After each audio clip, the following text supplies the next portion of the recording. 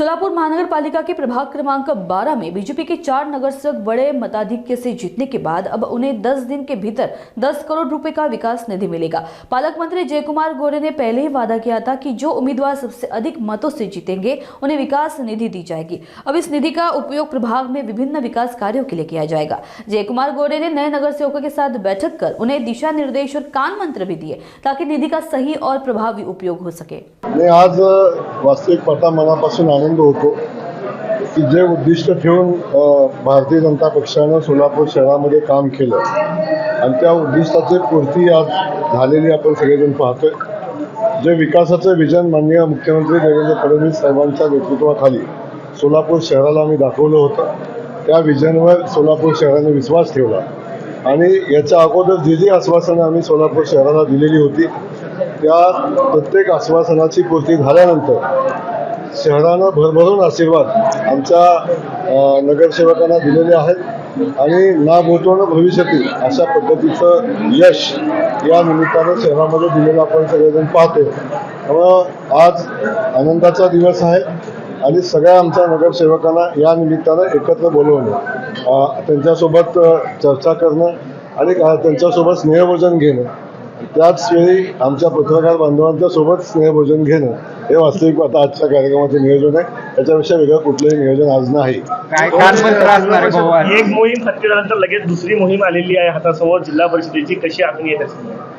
नाही, काय मार्गदर्शन असणार तुम्ही बघितलं असेल की शहराची निवडणूक संपल्यानंतर किंवा राज्याची निवडणूक संपल्यानंतर माननीय मुख्यमंत्री मोदयांनी राज्यातल्या सगळ्या नगरसेवकांसाठी कॉमन सूचना दिलेल्या आहेत की लोकांच्यासाठी काम करा, पारदर्शी काम करा। हे या निमित्ताने सांगितलं, विजयाचा उन्माद करू नका। या तिन्ही गोष्टी माननीय मुख्यमंत्री मोदयांनी सांगितलेल्या आहेत आणि मला वाटतं आम्ही सगळेजण, म्हणजे मी पण त्याचा एक भाग आहे, आमचे देवेंद्र कोटेजी त्याचा भाग आहे, आमच्या सगळ्या लोकांनी प्रचंड मेहनत घेतली।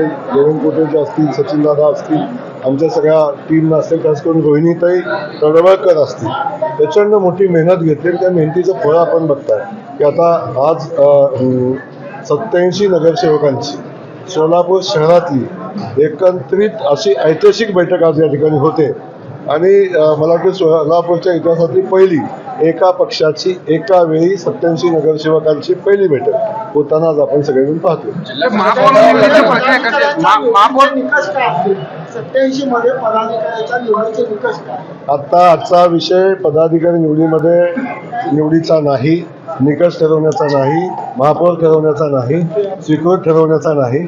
आज फक्त आणि फक्त स्नेहभोजन आणि सगळ्यांनी एकत्रित येऊन आनंद साजरा करणं याच्या पलीकडचा कुठलाही विषय आजच्या बैठकीमध्ये नाही।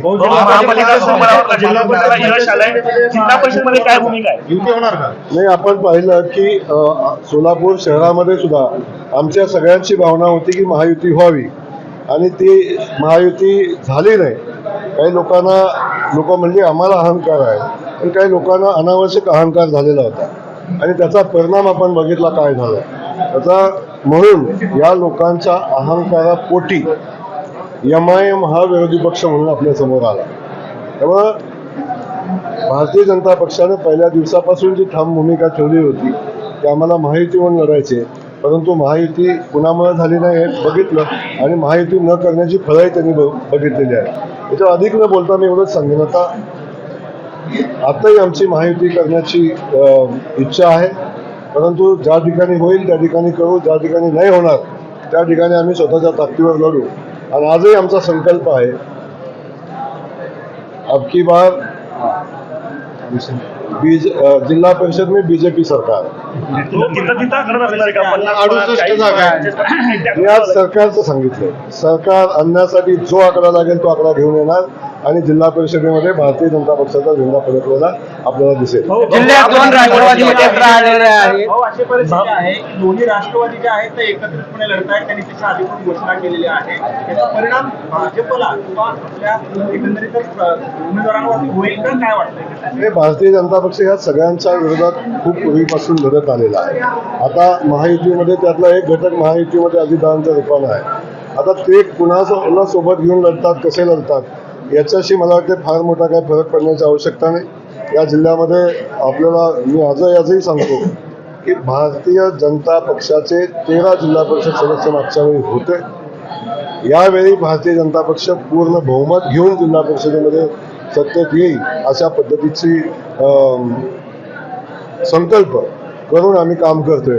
आणि मला वाटतं त्या संकल्पाच्या सोबत सोलापूर जिल्ह्यातली ग्रामीण भागातली जनता पण आमच्यासोबत राहील. आणि जे यश आम्हाला नगरपालिकेमध्ये मिळालं, जे यश आम्हाला महानगरपालिकेमध्ये मिळालं, तेच यश आम्हाला येणाऱ्या जिल्हा परिषद आणि पंचायत समितीच्या निवडणुकीत ते मिळेल. आणि बहुतांश सदस्य हे भारतीय जनता पक्षात निवडून येतील. 2 दिवस राहिले आहेत. बॅनर शहरामध्ये लागले, त्या बॅनरवरती असा उल्लेख होता की व्यक्ती हरली आणि पार्टी जिंकली. त्याच्यावरनं बापू असं म्हणतायत की यश पचवता आलं पाहिजे, लोकांना अजून यश पचवता येत नाही. आता आपल्याला माझं एवढंच सांगणं आहे की आज आनंदोत्सव साजरा करतो. कोणाला काय वाटतं याचा विचार करणं मला उचित वाटत नाही. भारतीय जनता पक्षाच्या या निवडणुकीमध्ये माझ्या भारतीय जनता पक्षाच्या कार्यकर्त्यांनी मनापासून मेहनत घेतली, माझ्या सहकार्याने मेहनत घेतली. आणि ती मेहनत घेत असताना काहींनी केली, काहींनी नाही केली, हा विषय वेगळा आहे. परंतु भारतीय जनता पक्षाच्या सगळ्याच कार्यकर्त्यांनी ताकदीने मेहनत घेतली. आणि आजचा दिवस मला वाटतं या सगळ्यावर चर्चा न करता आजचा दिवस हा आनंदोत्सव साजरा करण्यात आणि जे बांधव आमच्या निवडून आले त्यांचा स्वागत सन्मान करण्याचा दिवस आहे. त्यामुळं अधिक याच्यावर चर्चा होणं आज उचित.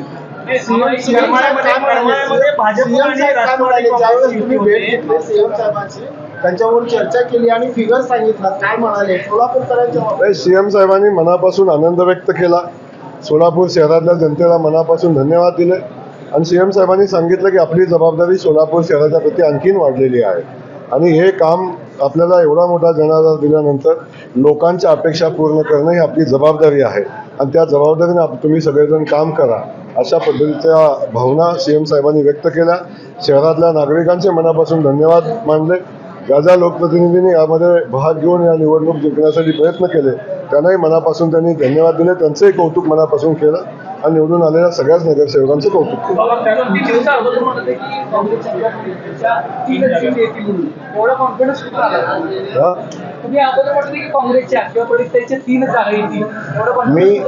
मी जमिनीवर काम करत होतो.